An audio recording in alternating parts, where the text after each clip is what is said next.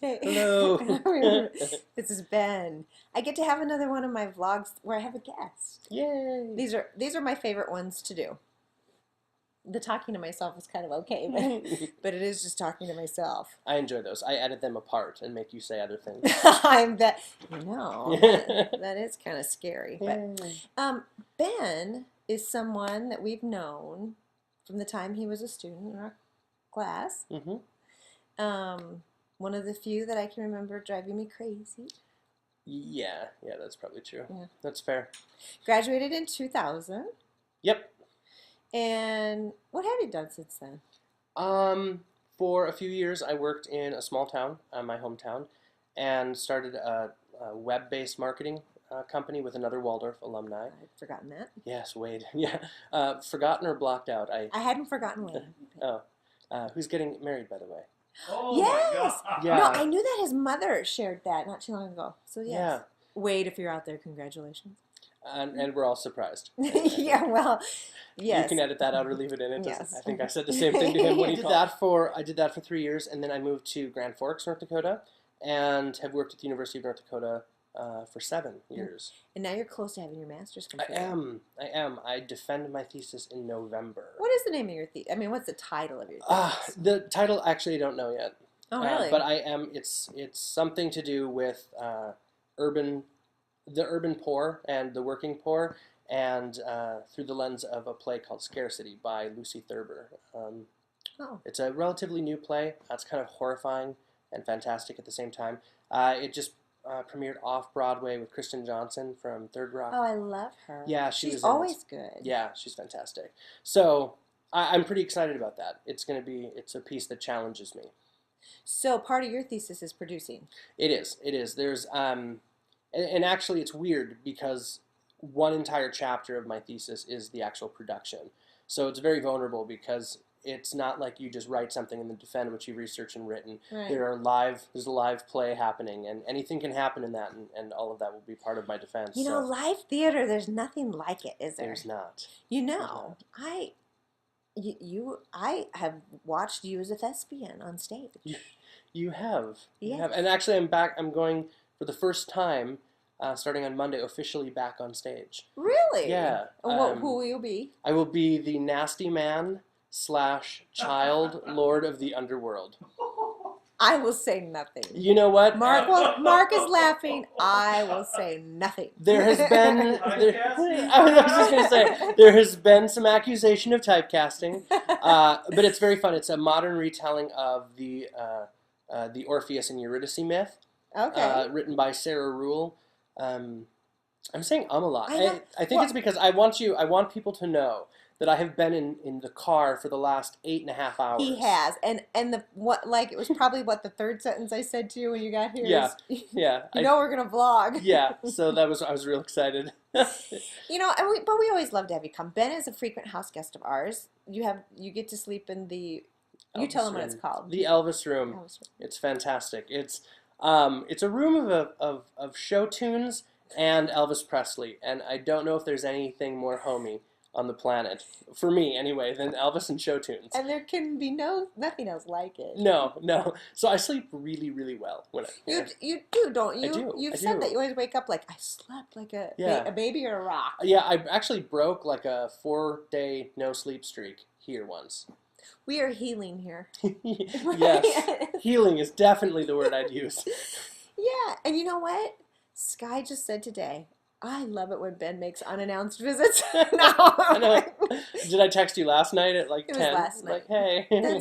Before we close, we've just been kind of all over the place on this, but what do you think it is that theater does best?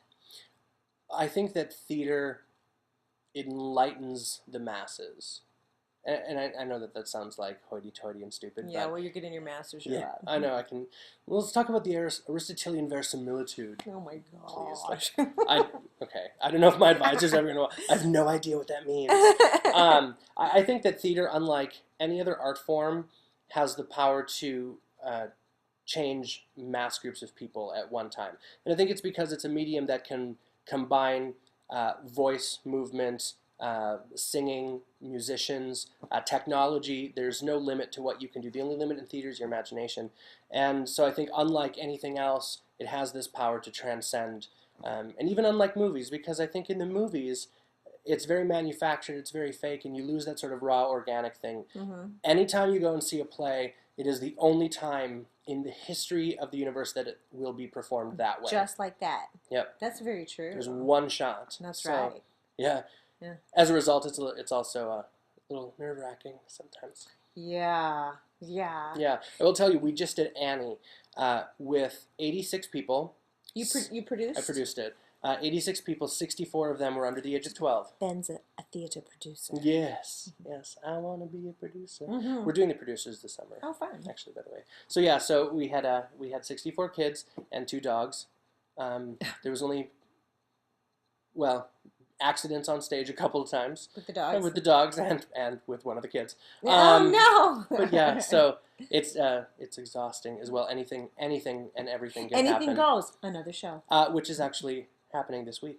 Really? In Grand Forks. Yeah. Anything goes? Anything goes. You know, I was in that. Were you? I don't doubt that. Mm-hmm. You strike me as sort of a Cole Porter girl. Mm-hmm. Little dames at sea, little anything goes. Mm-hmm. Do you know who I was in Anything Goes? Tell me. Oh, come on, guess. No. Oh, come on, guess. No. I'm not going to play into this Oh. with you. And I don't know the show that well. Oh, I was I Reno. don't like Cole Porter. What? I get no kick from champagne? Mm-mm. I like it when it's sung in Blazing Saddles. Oh, yeah. Yeah. Yeah. So Yeah. I can work with that. Yeah. I don't know. I'm just not really Cole into the Porter old musicals. finds his way in there. Yeah. Yeah. Well, I was Reno Sweeney, which is the evangelizing former prostitute. Right. Typecasting? Yeah, No, I I don't know. think so. Weren't you in How to Succeed? Were you the prostitute as well? No, I didn't get to be in that show. Oh. I was in Funny Thing Happened on the way Forum. to the Forum. That's right. It was Domina. And Nellie Forbush in South Pacific. Of course, you were Nellie. I'm not surprised by that at all. And I did I Do. And I was Agnes. There's only one girl part in there. Only 2 parts, one girl. In Godspell. I was a slut in Godspell, too. Turn Back, Oh Man? Turn Back, Oh Man. Mm-hmm. Nice. It's like the best song in the show, though. I know. Ben doesn't like Godspell. I'm a snob. You know, it has no through line. There's no through line to the show. I get that it's true. parables, It's true. It's very Cats-like. Yeah. It's a bunch of sticks thrown together, and the timing Yeah. has to be impeccable. Yeah. And Yeah. It's an ensemble piece that has to be really tight-knit. right. And if you go in expecting theology, you're going to be sorely mistaken. Right. Because And there have been people who, I think there's a lot of theater that has changed things or has caused social change. But I think that musicals, there have been in every sort of generation, every sort of decade, this sort of pinnacle, massive change in musical theater. You know, Hair was the first time that musical theater took on that sort of social voice, and it completely changed the industry. Les Mis was another one. Now, some would argue with you. Some would say South Pacific was the first time. South Pacific modified style. I think that... Oh, they took on, though, the Prejudiced. They did, but what made Hair unique, I think, was the idea that we are just going to go to the streets and we're going to organically create theater. Mm-hmm. None of them were actors before. They were grabbed off the street and brought in together to create something. Saying. Yeah. So, and then Les Mis, changed things again. It was the first time an epic of that nature had been put on stage. And then, of course, Rent. Yes. Which I just saw in Minneapolis 2 weeks ago at a lab theater done with 9 people. And there was parts that weren't very good, but they took a show that is almost the epitome of commercialization right now, even though it started as the antithesis to it, and they made it new and unique, and it was wonderful. I had a great time. It was a community theater type production, yeah. Other ones we should put in there. Jesus Christ Superstar was pretty. Well, but it was. I mean, Andrew Lloyd Webber. Well, but yeah. But that was pretty, landmark in that. It was. To have Mary Magdalene singing "I Don't Know How to Love Him" and and there was some the awkward, rock opera. Yeah. And I give Weber a bad time because I think he just writes fluff. But if you want people to park on lawns, he writes insanely hard songs to sing. He does. He's no Sondheim though. I heard someone on classical public radio the other day say Weber is to Sondheim as Handel was to Mozart. And I thought that's awesome Yeah. because it's very much the same Yeah, thing. yeah. You know, Handel is all about the big sensationalized productions, and that's what Weber does. Yeah, that's cool. Sorry. Very cool. I get it. I get it. It's midnight. I don't know if I. No, thank you, Ben, for Yes. vlogging. I'll edit together and we'll see what we have here. Delicious.